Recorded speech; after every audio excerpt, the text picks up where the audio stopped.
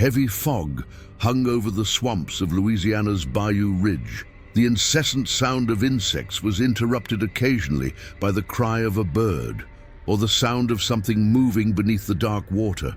For the inhabitants of the small town, the swamp was a constant presence, mysterious, unpredictable, and at times frightening. Logan Carter, sitting on the porch of the cabin he rented, stared at the horizon. The bottle of whiskey next to it was almost empty, and the smell of damp wood mixed with the bitter aroma of alcohol. Since abandoning his career as a detective in New Orleans, he has avoided talking about why at all costs. But everyone knew. The disappearance of a 7-year-old girl named Olivia Green was the case that ruined him. A clue left behind, a heart-shaped locket, was the only link to the girl, but it still led nowhere. Logan closed his eyes, trying to push away the thoughts. "It's not my problem anymore," he muttered to himself. But that night, as the wind blew gently through the trees, he heard it. A faint sound, almost indistinct, but unmistakable. A child's crying. 2 days earlier, a family had disappeared. Frank and Melissa Henshaw and their 2 young children had rented a boat to explore the marshes and never returned. The local sheriff, Raymond Calloway, led the search, but without any concrete results. For the residents, it was clear what had happened. The swamp cry had taken them. This was how the story always ended. "It's just a legend," Logan said aloud as he closed the curtains of his cabin. But the sound remained. He came again, closer this time. A childish wail that seemed to move through the wind, penetrating his thoughts. Something inside him, a mix of guilt and determination, compelled him to act. Logan grabbed his flashlight and a rusty pistol, just in case. As he left, he noticed that the moon was partially obscured by clouds, casting a pale glow over the swamp. His footsteps crunched through the dry leaves as he followed the sound, crossing the undergrowth and flooded lands. "Hey! Who's there?" he shouted, but the only answer was the echo of his voice. He continued until he found a small, abandoned boat stuck on a submerged log. Inside, an open and dirty children's backpack was partially filled with water. His heart quickened when he saw a detail. Hanging on the side of the boat was a medallion, a locket he knew well. The residents of Bayou Ridge had their secrets, and Logan knew it. Over the next day, he began discreetly asking about the missing family. At the local market, he heard whispers that something more sinister was happening in the swamps. "They're the ones who still believe in the legend," a lady muttered as she walked past him. That night, he did something he hadn't done in years. He went into his old case files, scattering photos and documents across the table. The pattern was clear. The disappearances went back decades, always around remote areas of swamps and forests, always with reports of children crying before someone disappeared. A detailed map of the swamp was spread out before him. He marked the points of the disappearances and noticed something curious. They all occurred near a place called Cypress Hollow, an area that people avoided. "If I'm going to find answers, it's there," he thought. The next day, Logan headed toward Cypress Hollow. The swamp seemed darker and more oppressive, as if it were alive. Every sound, a branch breaking, the splash of water, made his heart race. When he arrived at the location, the air felt colder. Suddenly, he heard it again, a child's crying. His police instinct drove him forward, but something about the atmosphere was different. He saw a small figure in the distance, among the trees. A girl with long hair, wearing a white dress, had her back to him. "Hey, are you okay?" Logan called, but she didn't respond. As he approached, the girl slowly turned around. His eyes were completely black, and a cruel smile appeared on his face. Before he could react, she disappeared, leaving only the sound of an icy laugh and the locket hanging from a nearby branch. Logan stepped back, trying to process what had just happened. It was something he had never seen before, something beyond what he could explain. He knew that the swamp cry was not a simple legend, and he was about to find out just how real it was. Logan couldn't sleep that night. The girl's disturbing smile and black eyes never left his mind. He awoke before dawn, determined to return to Cypress Hollow with more preparation. I was convinced that something or someone was manipulating the disappearances and using the swamp as a backdrop. Whatever it was, Logan needed answers. He went to the small local market where he met Tucker Langley, an old hunter known for knowing the swamp like no one else.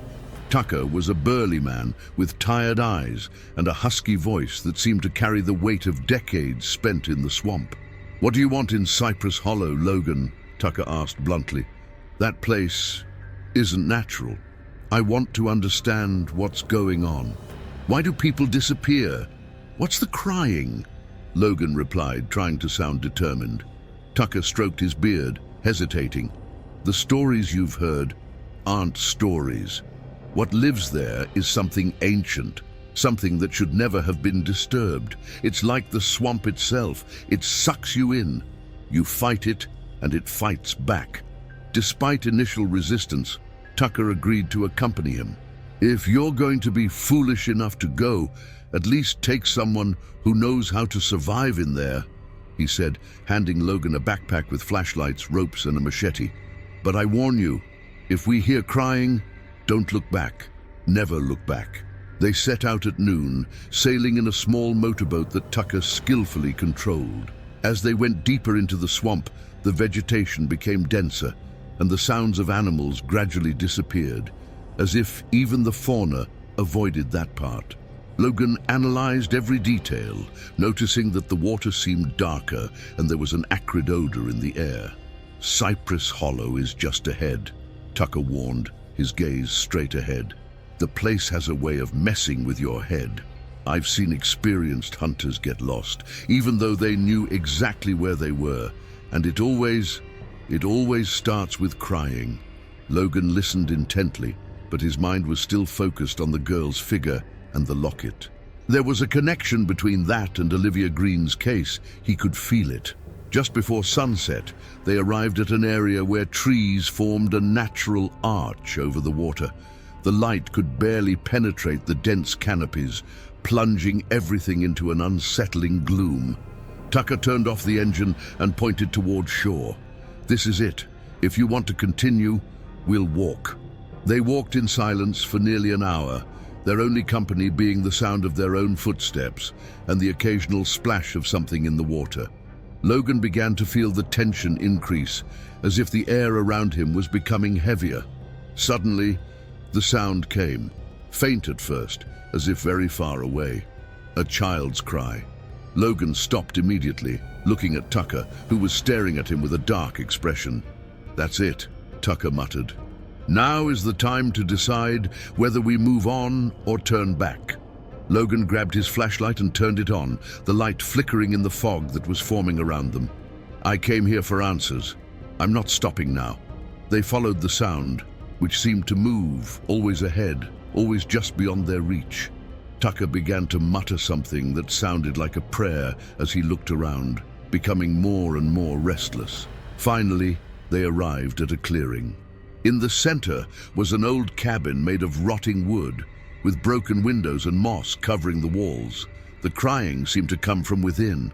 "It's here," Logan said, feeling a shiver run up his spine.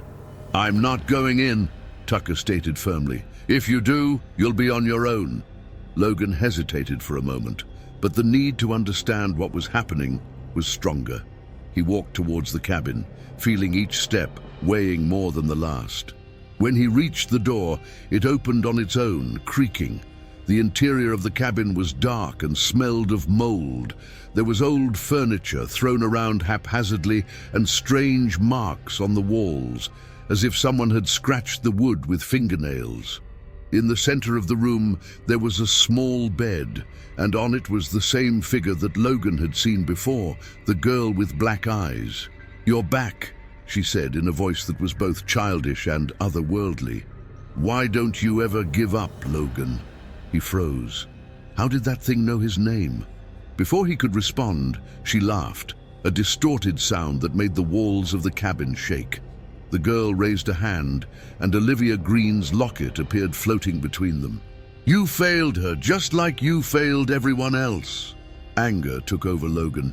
He advanced towards the figure, but the moment he tried to grab it, it dissolved into a dark mist, and the child's cries resounded again, this time coming from all sides. The cabin began to shake, the walls cracking as something larger and more sinister seemed to take shape all around. Logan backed away, running to the door, but when he opened it, he didn't find Tucker or the swamp, just a dark void. The darkness around Logan seemed to have a life of its own.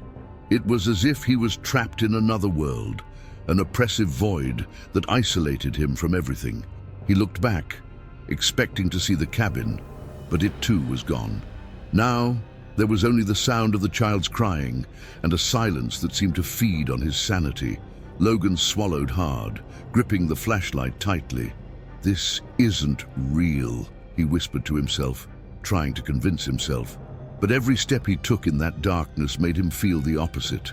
The ground beneath his feet felt unstable, as if he were walking on a liquid surface.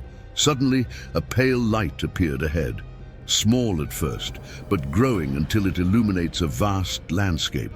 Logan found himself in the swamp again, but something was wrong. The trees were crooked, as if they had been shaped by giant hands, and the water was a dark red, reflecting a sky that seemed to be burning with flames. In the distance he saw figures, people, men, women and children, all walking in silence towards a bright source of light on the horizon. They appeared ethereal, almost translucent, and moved in perfect synchronization. "Who are you?" Logan shouted, but no one responded. He began to follow them, ignoring the fear that was growing inside him. As he got closer, he recognized something in the faces of those figures. They were missing people. People he knew were never found. He saw Frank and Melissa Henshaw, the tourists who had disappeared days earlier, walking hand in hand with their children. "Hey, stop!" Logan shouted again, but his voices seemed unable to reach those figures.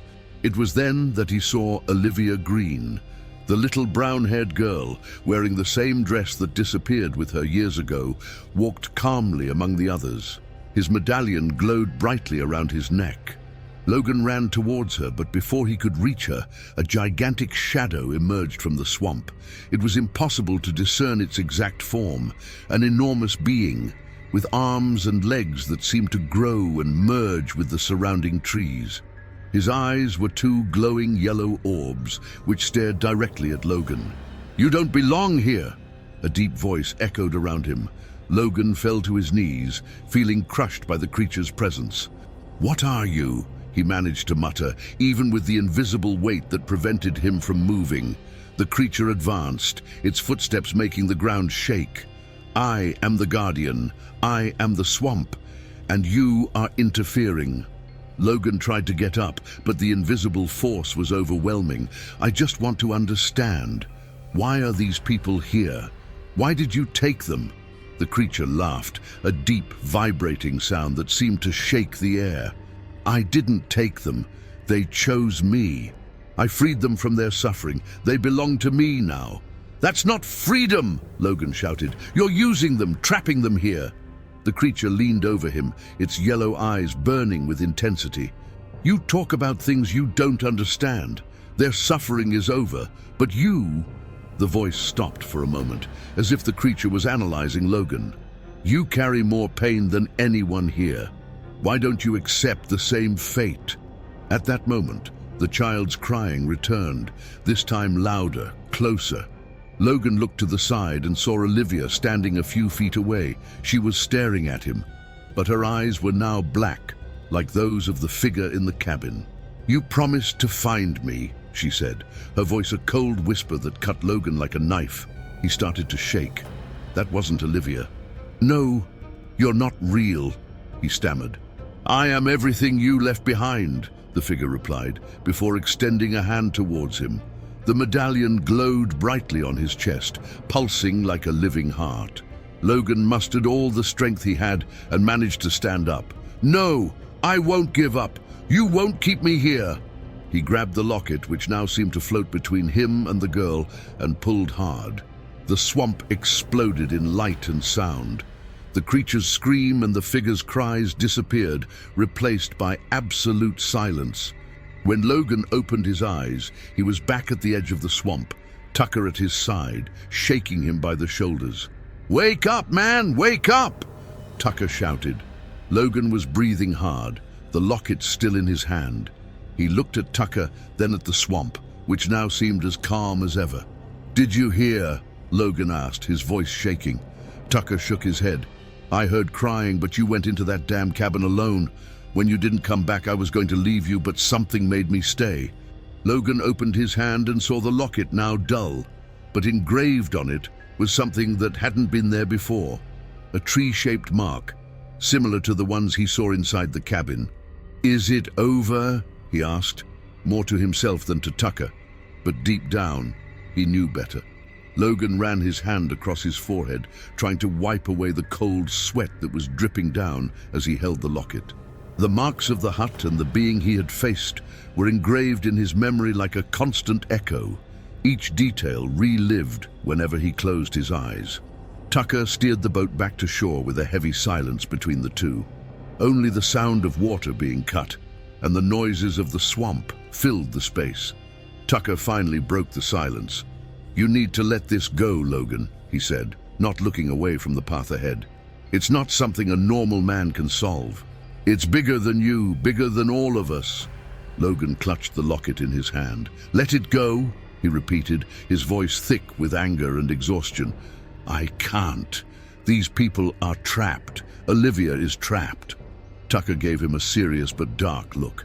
"And you think you can save them? Don't you see that the swamp always wins? It always has." Tucker's words echoed in his mind. The swamp wasn't just a force of nature. It was something deeper, older, and impossible to defeat. But Logan couldn't just ignore what he saw. Back in the city, Logan spent the rest of the day trying to organize his thoughts. He spread maps, old photos, and reports on the table in his small cabin, drawing connections between the disappearances and the region known as Cypress Hollow. Information was scarce, but the pattern was clear.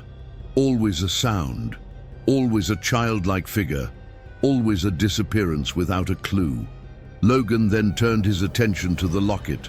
He studied it under the light, noting the markings etched into its surface.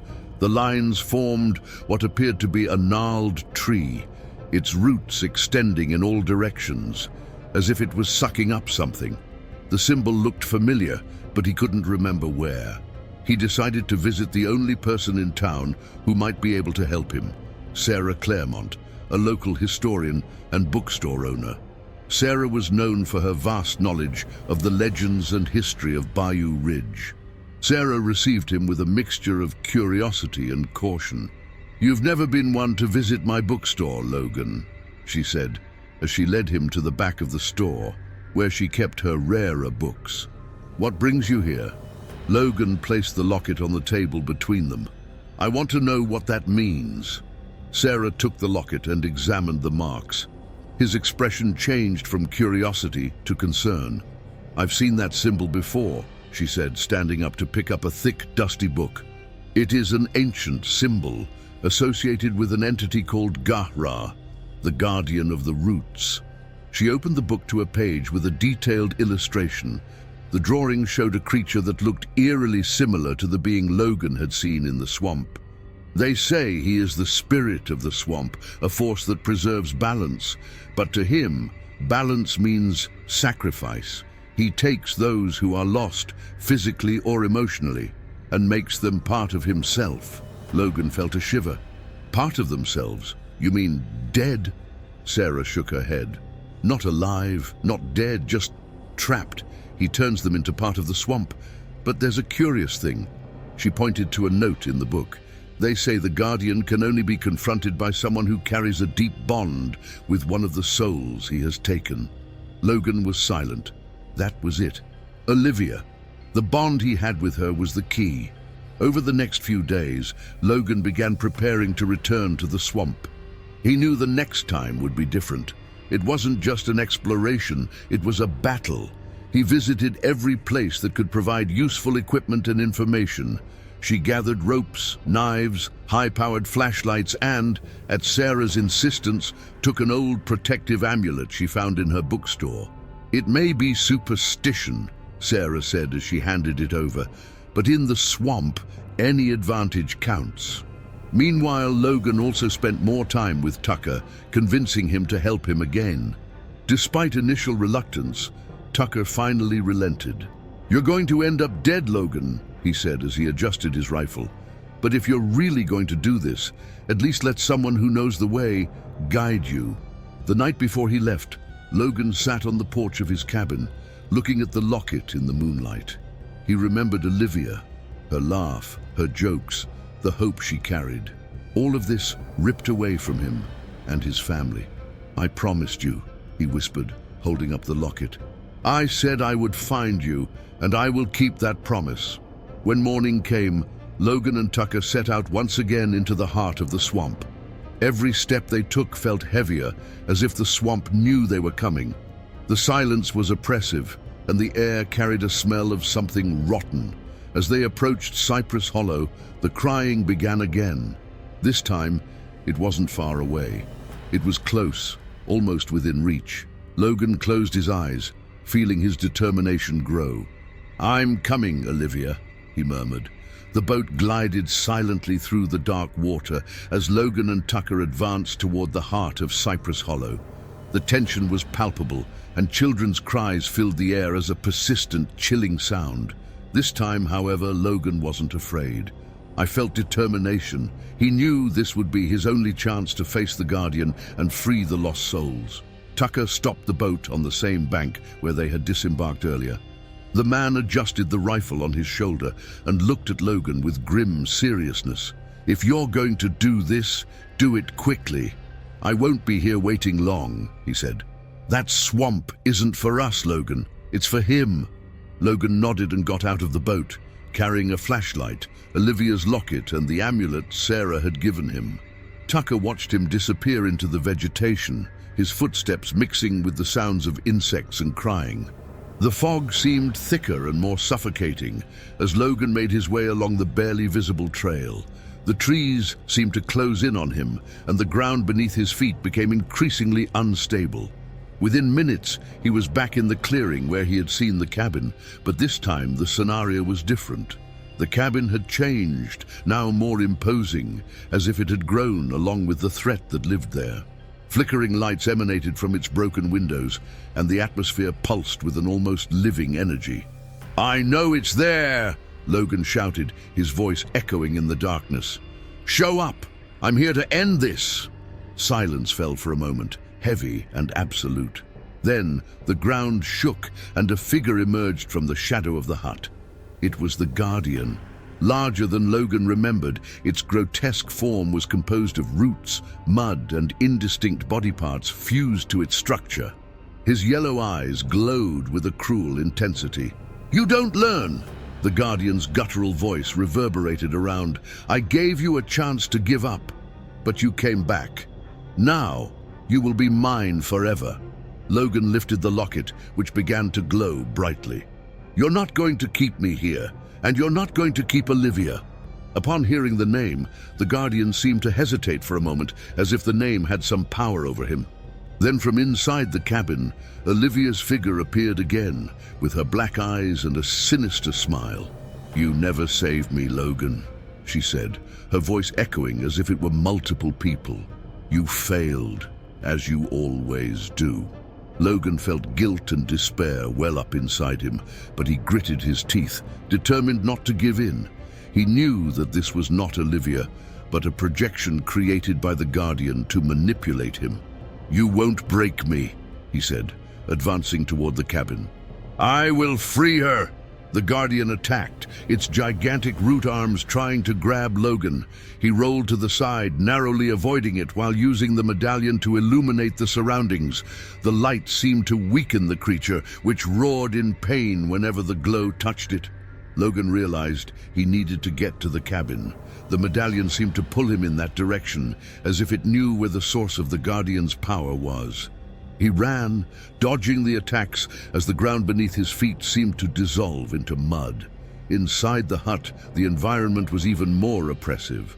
The markings on the walls glowed with a pulsating red light, and children's cries seemed to come from everywhere. In the center of the room, an improvised altar held a huge black crystal which seemed to pulse like a heart. Logan knew what he needed to do. He held the locket tightly and pressed it against the crystal. A deafening scream filled the air, as if the swamp itself was screaming in agony.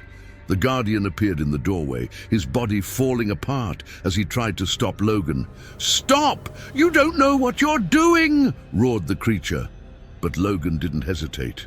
He pushed the medallion with all his might, and the crystal exploded in a wave of blinding light. When the light faded, Logan was on the ground in the clearing. The swamp felt different, quieter, calmer. He looked around and saw figures beginning to disappear, as if they were made of mist. Among them he saw Olivia, who now had normal eyes and a gentle smile. "Thank you," she said, before disappearing with the others. Logan felt tears run down his face. He had kept his promise. Tucker came running out of the woods, rifle in hand. "What the hell happened here?" he asked, looking around. Logan slowly stood up, holding the locket, which was now broken in two. "It's over," he said. "The Guardian is gone." Tucker looked at him, clearly skeptical, but didn't question him. "Let's get out of here before the swamp changes its mind." Logan nodded and followed Tucker back to the boat, feeling a mixture of relief and emptiness. He had won, but he knew that the swamp would hold its mysteries forever. The journey back through the swamp was marked by silence. Tucker paddled slowly, his eyes attentive to every movement in the dark water. Logan, sitting on the bow of the boat, looked at the broken medallion in his hands. It was the only tangible proof of what had happened in Cypress Hollow, the only trace of a confrontation that no one would ever believe was real. "Do you really think it's over?" Tucker asked after a while. Logan took a while to respond. "Enough is over," he said, looking at the horizon. "The Guardian is no longer there, and the souls, they are free." Tucker shook his head but didn't argue. He knew the swamp had a strange way of keeping secrets, and maybe it was for the best. Back in the city, the atmosphere felt different. The swamp, which had always felt suffocating and hostile, now seemed calmer, as if it had lost some of its dark charge. Logan went straight to his cabin, ignoring the curious questions from the few villagers who saw him pass by. He needed time to process everything that had happened. Upon entering, he found the envelope that held Olivia Green's files. Photographs of the girl, investigation reports and newspaper clippings were spread out on the table. He picked up one of the photos where Olivia was smiling, holding the locket, and felt a tightness in his chest. "I kept my promise," he whispered, feeling the tears come back. "I finally found you." The next morning, Logan went to Sarah Claremont's bookstore. He wanted to return the amulet she had lent him and share what he had learned. When Sarah saw him enter, she knew something had changed in him. "You did it, didn't you?" she asked. Logan nodded, placing the broken locket and amulet on the table. "The Guardian is gone, but he left scars, not just on the swamp, but on me too." Sarah took the objects, studying them carefully. "You know the stories about the swamp won't go away, right? Even if the Keeper is gone, the mystery will remain. Some things never stop haunting." Logan agreed. He knew that for most people, the swamp cry would remain just a scary legend, something to tell around a campfire. But for him, it was an undeniable truth, a truth he would carry for the rest of his life. Over the next few days, Logan began to rebuild his life. He decided to remain in Bayou Ridge, but changed his approach.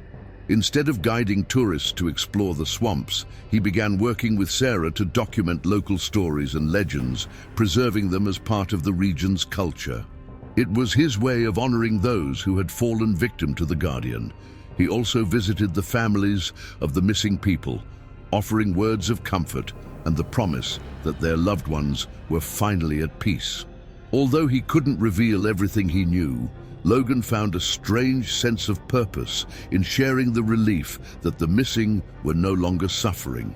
One night, weeks after his final journey to Cypress Hollow, Logan sat on the porch of his cabin.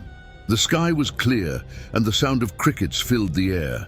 He closed his eyes, allowing himself to finally relax. It was then that he heard it.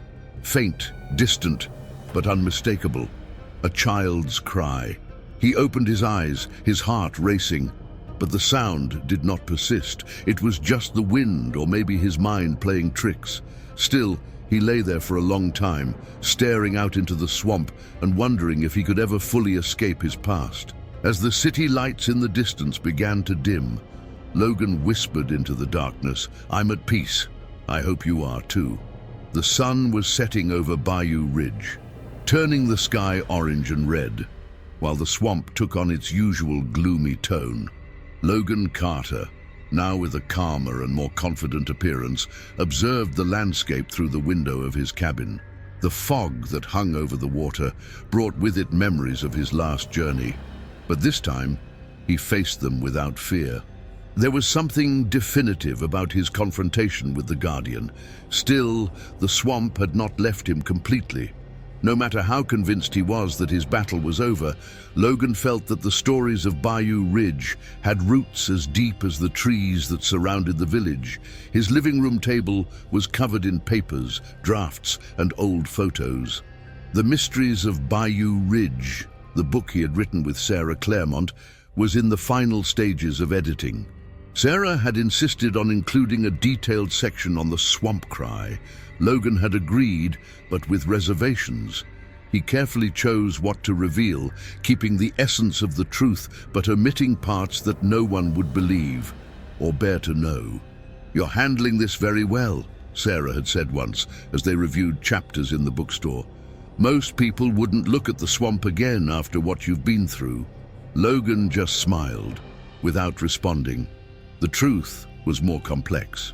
He knew he could never leave the swamp completely behind, not when I still heard echoes of the past, like a trail that never ended. On the day of the book's release, Sarah's little bookstore was crowded.